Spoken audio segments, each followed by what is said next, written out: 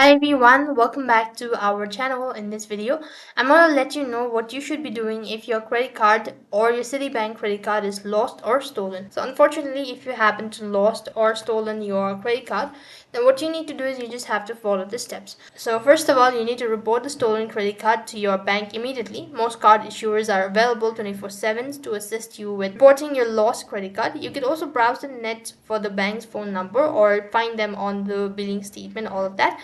And apart from it, you can also call the credit bureau. So if your card is stolen, call the credit bureau and request that the fraud alert be placed on your credit profile.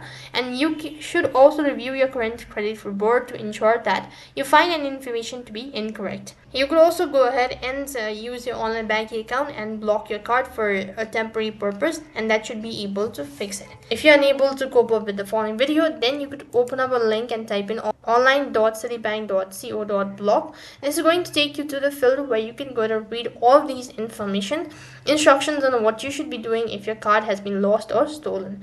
So that is all for this video. I hope the video was helpful. Make sure to like, share and subscribe to our channel. Thank you for watching. See you in the next video.